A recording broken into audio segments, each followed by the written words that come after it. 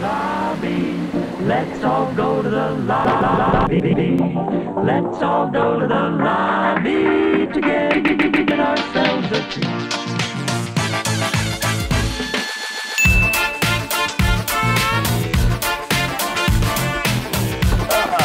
Hey guys, welcome to Review on Wheels with Spoilers, the show where we give you our honest opinion right after we got out of the theater and on our way to drive home. With me is our co-pilot, S3 Prototype, JD. How's it going?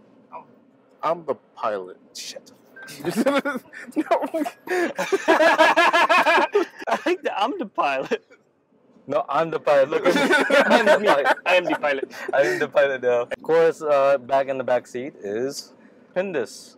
Say that to the people. Howdy, peoples. Oh, I found change. Hey, it's my car. Oh. I'm Mike Ronan Fan, of course, your host, and today's movie is Jason Bourne, or we like to call it John Cena. No, you can't see me. Wow. Cena Bourne. Cena Bourne. All right, let's hit the road.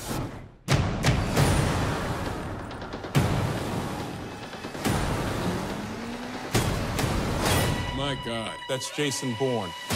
Why would he come back now? I know who I am. I remember everything. Remembering everything doesn't mean you know everything. The world is at war. We need the perfect weapon. Make sure you're... I'm already buckled, sucker. Safety first, motherfucker.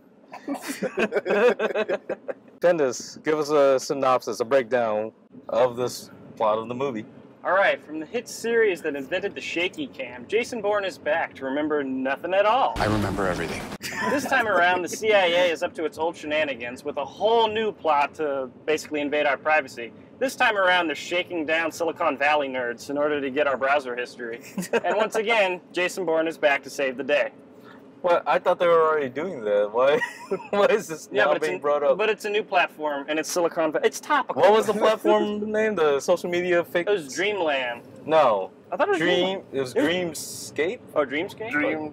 Deep Dream. Deep Dream. It was Deep Dream. Yeah, it's so deep, it's in your dreams. Oh my God. Well, wait, that but movie was a deep dream. But the CIA's plot was named after the very platform, so even if they were hacked, like, people would immediately pick up on the fact it was stupid. Hashtag robbing your files.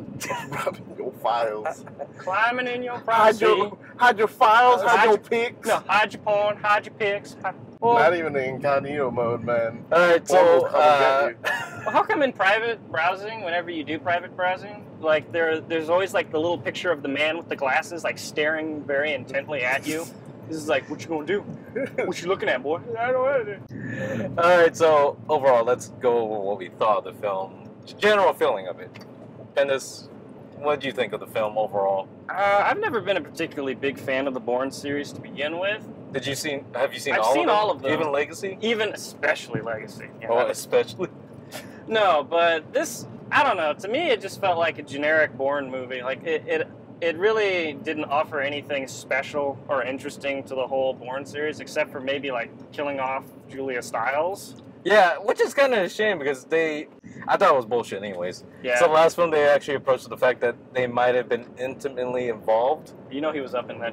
He was getting that style. But he was with the other chick. Yeah, but she was in the first film, and then they killed her off in the beginning of the second film, and they did the same thing in this film. Like within 30 minutes, they killed her off immediately. Well, now he's gonna get that girl from Ex Machina.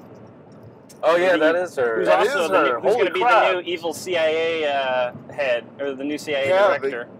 Yeah.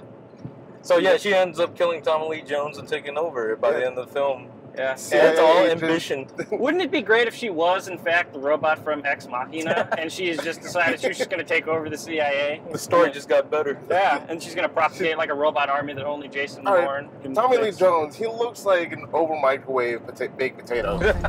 You lost both teams. Get a grip on this operation, Heather. That's Bourne.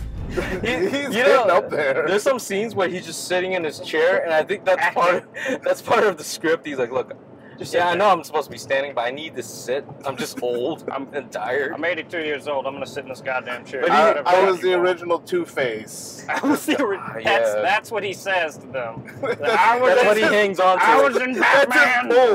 I was in Batman. You going to let me sit down?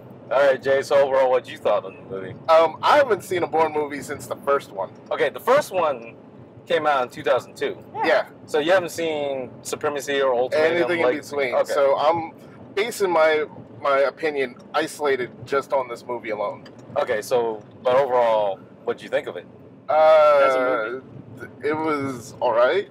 You know, it's a shame that you have to be buried in the story to get it. Like, well, the history makes the story better. Yeah, they do a lot of flashbacks in the beginning and even near the end to help catch people up who haven't been entrenched in the story before. So did that help, or are you still lost? I'm still lost. Okay, then they did a bad job. But telling that the story. Moby theme song at the end. Yeah, that remix. they love that Moby song. All right, so well, in the first film, you know, it's all about him getting out of the program. He was a brainwashed soldier, finally snapped out of it after he almost killed. Sleeper agent. Yeah, and that's why they showed his back with the scars on it. Yeah, they had that 2 gunshot. shots. Yeah, for the first film, and then you slowly in the second film, it's about finding out why he was indoctrinated. Well, he got framed in the second film. In the second film, it was a flashback towards his first mission, and he ended up killing 2 like diplomats, or the diplomat and his wife, and made it look like a murder-suicide. Yeah. And he goes on a... Well, Carl Urban was one of the villains. Yeah, he was I think he was the assassin. He was the assassin, the Russian assassin. Yeah, that framed him, and then he goes back and basically seeks redemption for what he did. And yeah, he retraces his steps. Yeah, because he finally found peace with the German chick from the first film. He found peace. They were living in India, but then they catch up to him and try to frame him. Yeah. So he gets framed for that job, and in the process of framing him, they're like, we got to take him out so there's no, you know, it ties up the loose end. And instead, they kill her instead of him. And now he's on, like, revenge mode. So that actually ties into the third film. The third film, you find out he volunteered. They didn't, like, kidnap him and force him to become a killer. He wasn't like Master Chief. Yeah, he volunteered to join the military, to join the program to fight for America, Treadstone. Blackbriar was the parent. Yeah. Parent program was Blackbriar, and then Treadstone was Moira. This is my issue with this film. They start scraping the bottom of the barrel.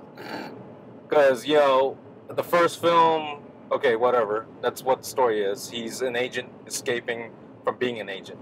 Second film, he remembers a little bit more and finds out a little bit more about his past. The third film, it's already concluded. Yeah, his name is David Webb. Why is the movie even called Jason Bourne anymore? It's already concluded. Jason So he exposed, he got to the files of Blackbriar and leaked everything. It's done. So they're at the bottom of the scraping of the barrel, and they have to pull something out of their asses. By the way, your dad created the program. I'm like, no! Gas. What kind of full circle? And then they killed him for it. Yeah, so his dad actually created the Treadstone program. He found out that the Treadstone analysts were actually targeting his son to be the first recruit. And he's like, oh shit, what have I done? So his dad was going to expose everything. And instead, his dad got assassinated by the CIA. But they pinned it on, you know, enemies of the United States, terrorists, whatever. And that's what drove... Yeah, racism. That's what drove Jason Bourne to join, or David Webb. David Webb, the director. David Webb to join the Blackbriar program in Treadstone. And then in the Treadstone. So it was like, oh, full circle. And the odds of the current assassin trying to kill him being the assassin that killed his dad, it's so, like, astronomical. The world is this small all of a sudden. Not only that, because the assassin that's trying to kill, that's hired by Tommy Lee Jones, who's going off the books and Deputy Huey. The director. I can't take it. Dewey. I thought it was Huey. Huey? No. I think it was Dewey. It was Dewey? It was Dewey, yeah. It was Dewey? Tommy Lee Jones' character. That makes it so much better. It's the second. Alright, so anyways, he's going off the books. He's trying to cover his tracks, just like the previous directors. In the previous movie, directors, that's all they did, try to cover their tracks once they fucked up. Asset, you have a green light. Repeat, you have a green light on Bourne. Copy, guys. So he hires the assassin, and it turns out the assassin blames also Jason Bourne. Because when he leaked the files on the third film, it released a lot of undercover agents, and he was one. He got captured, tortured, and Tommy Lee Jones said it took 2 years to break him out. So it's like a full circle of hate that just goes around and around. Well, he was actually just locked up in a 7-Eleven. he just wouldn't leave the stall. He's like, no! What are the most astronomical odds of this happening? I know you're trying to be poetic with your story, but come on. They worked so hard to get that guy out from jail, but they can't help Bourne across 5 movies. Nah, man, They that try ain't to he's gone rogue. He's a rogue agent. He's a rogue traitor. asset. Technically, he's a traitor because he leaked the files from the CIA and whatnot. He's Snowden. He needs to talk to Reacher. Oh my God, they dropped Snowden so many times. Snowden for days. We've just been hacked. Could be worse than Snowden. And they played the trailer for Snowden right before the movie. Yeah, I thought that was pretty good. Joker like Snowden. Just roll it together, guys. Rolling in the deep. So the first film was actually directed by Doug Lehman. You know, also did Mr. and Mrs. Smith, Live, Die, Repeat. Ooh, yeah. Oh, okay. Or, you know, Day After Tomorrow. Edge of Tomorrow. I'm sorry. Day After Tomorrow. Not that movie. So Edge of Tomorrow, yeah. So he's done solid, good action films. I like the first Bourne a lot. Yeah, first one's like pretty good. Yeah, and then if you haven't watched the second, third one, like Paul Greengrass took over. He also directed this one, and they dropped a liter of acid inside of his ear into his brain, and then he goes, "No tripods, ever." And then this film just shakes constantly. I wonder if he's really close to the camera union. He'd be like, "I'm gonna hire all you guys. Fuck tripods. Yeah, You guys are gonna have jobs." Well, I wouldn't even call it steady cam shots because the camera is not steady. No, it's totally steady. Oh my God! Of all the shots for watching this movie as a game, you should watch it and try to count how many steady shots there are. There were 3 in this entire movie that were just either locked off or a slow dolly. Otherwise, it was just constantly moving. They were all handed off to Michael J. Fox. Oh, fuck. Oh, damn. Oh, am I the fucked up one? Yeah, you're the fucked up one. Okay, here's what really eats me, though. In the trailer, you get this really cool shot of Bourne punching the guy. Knocking the dude out with the elbow, one hit. And it's this beautiful wide shot. Everything looks great.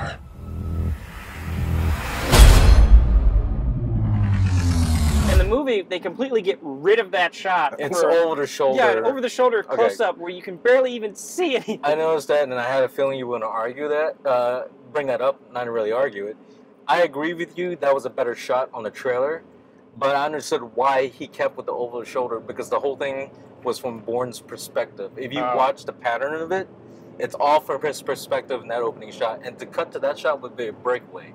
Okay. So that's why I figured they didn't use that shot, but it was a great opening shot on the trailer. I agree. Why can't people just learn to pull the camera? I made a statement about this one on our podcast. I think Jason, the first Bourne Identity movie, the beginning of the modern action shooting fighting style age, where they just do quick cuts with everything, and ever since then, all the movies have been copying that. Because of course, these are mainly actors and not really trained martial artists and stuff like that. Yeah. So they have to make it look like the action is moving faster than it is by quick cuts and reduce shutter speed. Who talked about? Jackie Chan was talking about that, about fighting scenes in America and overseas. That overseas they have the time to actually train and actually do fights. Yeah. When they do it over here, they do the quick cut to cover up the actual and accuracy and the speed of it. Yeah. The speed ramp, a lot of stuff. We've gotten better with it. Well, no. In recent some years, actors we've have gotten better. been trained well. I mean, I'm pretty sure Matt Damon got trained. And he beefed up for this role, too, compared to what... Yeah, he looks like John Cena now. So, here's my whole thing, though. While I agree that training the actors is a good portion of like why we shoot action the way we do over here, but I think another thing, comes from a stylistic standpoint because it looks more frantic and kinetic. Yeah, and it just we've gotten better. See the actions. Okay, you can't see what's happening. So I hate that. So are they trying to convey the actual fight or the actual stress? Actual kinetic stress of a real fight. A real fight is, obviously so much worse and so much more, gritty and frantic than the stuff we see in movies. Yeah. And they're trying really hard to capture it. The problem is you can't really tell what's going on. And it takes away from what you're trying to convey in a movie. At least that's the way I I think of it. Yeah. So I've made an observation about this movie. I believe this movie, of all Jason Bourne's, is the worst for several reasons. Two. Okay. There's actually two specific reasons. The one thing that the first three Jason Bourne movies have going for them is their chase scenes. Oh. Their action scenes are, well, the plot's better. That's SWAT truck. Okay, but the chase scene were better in the first three because they were thought out. They weren't just carnage. It actually showed his intelligence of how he was able to escape the chase scenes. He was being chased. He was being all the time. So in this one, they had one motorcycle chase scene, which I almost fell asleep at. I shit you not. The car chase were actually well planned out and not just mass destruction. It showed how clever he was while doing the car chasing. He would actually outmaneuver. There's some tricks he would use. He would think of something like go down the stairs, that way they can't follow you, stuff like that. He would actually portray his intelligence as a driver. Second, the fighting action scenes are the worst in this one. Yeah, and it was bad. It was making me a little nauseous. I don't know if I have a bad stomach for it now. Besides it being so fast and kinetic with the camera movement, they were very short. Mm-hmm. They weren't very long and creative. Like, okay, so let me explain it. Second movie. First movie, there was a fight scene with the first assassin that went after him. Yeah, with the toaster, right? Or the magazine? No. That was with the pen. One of the things with Jason Bourne's his he uses signature. Yeah. He uses anything mundane objects, anything around him, to whoop up on someone, and it's creative. Like the first one, he used a pen and stabbed it straight down the guy's finger. You remember that? Oh, yeah, between his fingers right here. That looked painful. He'll use something creative with something mundane to fight and win. Yeah. In this one, he just uses a pot, a tea kettle pot that was junk on the ground, and all he did was punch the guy. All he did was punch the guy with it. He didn't really do anything creative with it. And a rubber hose.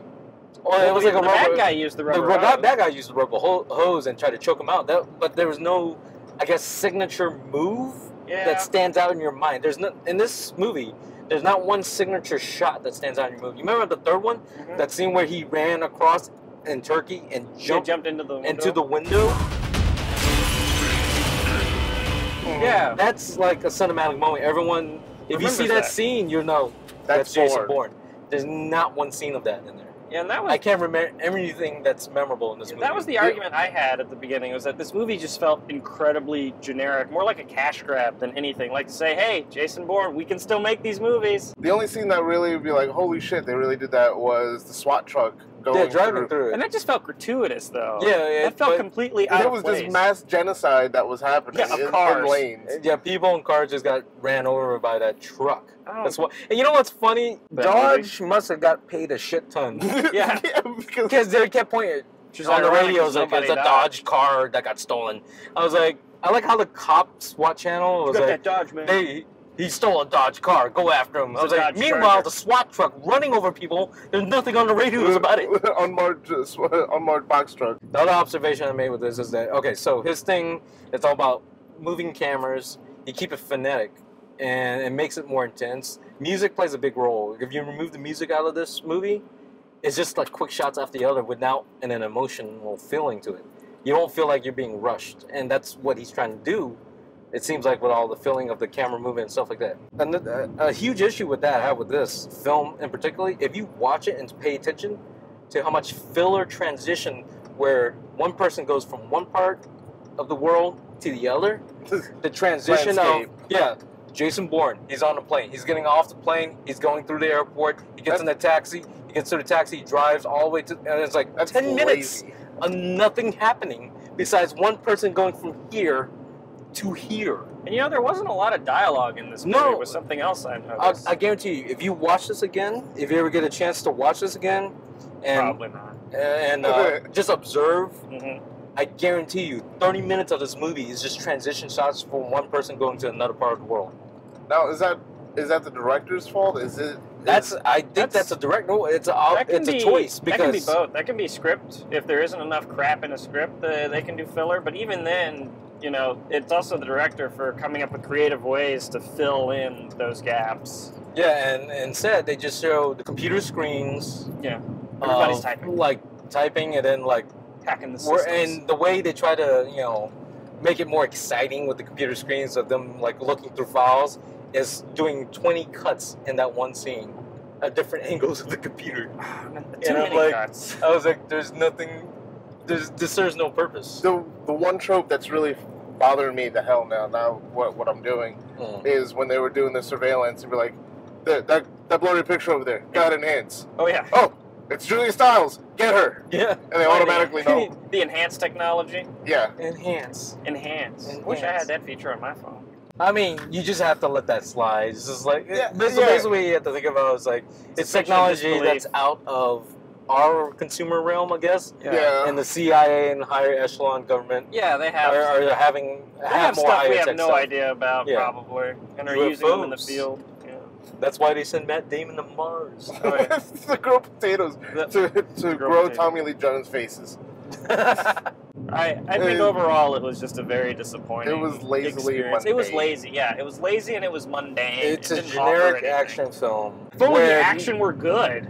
Not even the plot twist wasn't that good. It was boring. It's like and when he was like, why? When he was, you remember interrogating that one guy? Why? He's like, why'd you kill my dad? I was like, the plot's even obvious to me, and I'm an audience member. Hey, we know why they killed your dad. You've been doing this long enough. He was about to leak figure it shit. out. Yeah, you should. You come on, Bourne. Your dad was the original WikiLeaks. Your dad. Your dad is WikiLeaks. There was one. If there's one thing about this movie that I found redeeming, it was that black dude who had the single greatest line in the history of the Bourne franchise, which was, "Jesus Christ, it's Jason Bourne." Jesus Christ, that's Jason Bourne. And the rest of the movie, he is just blown away by everything that happened. This veteran CIA guy, who is the right hand of the bad guy, is just like, oh shit, what up? What do we do? He was the highly trained CIA agent that just got on the beat. Could not handle anything that happened. Oh shit, it's cereal. What up? No, I wish there had been a line where it's been, here comes that Bourne. Oh shit, what up? Here comes Matt Damon on the unicycle. On the unicycle, it's just like, here comes that Bourne. Oh shit, what up? And you die, but he kills you with the unicycle. 100 times better movie. JD, what's your pick of this? Find a good book. Read actual books. Read actual they're books. based off of books. Ready Player One's coming out a year and a half from now. Start reading. So not worth the drive at all, or stream it. The fact, like, even though I'm very taken out of the story, the movie isolated by itself is not good. No. Okay. And this? I'm in the same boat. Read a book, do a report, get a buck. Rabdargab. Rabdargab. Rabdargab. Get a free pizza from Pizza Hut. What? They do that? Yeah, the book gets Why are we even doing the show? Let's go get free pizza. I'm down. Let's read a book. Wait, how do you prove it? That was something that always bothered me. How do you prove that you did? Oh, you had to write a report. That was the whole thing. Oh, I always just brought the book with me, and they just give me pizza. I read that book. Here comes that book. Oh, shit, what up? Here comes that personal pizza. My rating is set your car on fire. Don't even. Damn! Just set the car on fire. Collect the insurance. Go underground. Go underground. Get off the grid. Get off the grid. Yeah. Stay home, read a book. I wouldn't even bother streaming I think that should be the official rating. I mean, if you've been watching all of them, I guess you have the curiosity to want to watch this. Then stream it. Don't waste your money. It'll be really disappointed, At most, it's streaming. At most, it's streaming. If you don't have a remote inkling of the movie, go. And you know they're supposed to do one where originally the idea is that Jeremy Renner's character from Bourne Legacy was supposed to team up with Jason Bourne. So that might be happening. Kind of open cinematic universe. Where BCU. Here comes that Bourne. If it was like the Expendables, if it was like Liam Neeson and John Cena and John Wick meet Bourne. Where is that? It's all John. Oh wait a minute. Or besides Liam. One person will protect you, the rest will try to kill you. Who would you pick? John Cena trumps all. You can't. I don't know. Liam Neeson, he's the wolf puncher himself. Would it be like an unstoppable force meeting an immovable object, though? Because that would just create a black hole. Yeah, you can't, because you can't stop John Cena, but you can't stop Liam Neeson. well, Liam Neeson will always find you. Yeah, he'll find it. So it'll just be this fight that always happens. Like you'd escape. I guess you'd escape because they couldn't like move past each other. That should be a movie. John Cena kills. Oh, John Cena abducts his daughter, Liam Neeson's daughter. Oh my God! And then he's going after. John Wick is going after them because. Well, his dog got run over in the process. He's just, God damn it! No! The daughter stole the puppy from John. Yeah, she stole his puppy. For John Wick. From John. No, she ran over the dog. She ran over the dog, and John Wick is trying to get her, so she hires John Cena to protect her, but the only way to protect her from John Wick is that John Cena had to kidnap her, and then Liam Neeson didn't know about it, so now everybody's going after her. And then Jason Bourne's like, hey, what up? Now, Jason Bourne is in the hotel, like, 2 doors down, when everything goes wrong. Bourne the Takening. Yeah, Bourne the Takening. With John Cena!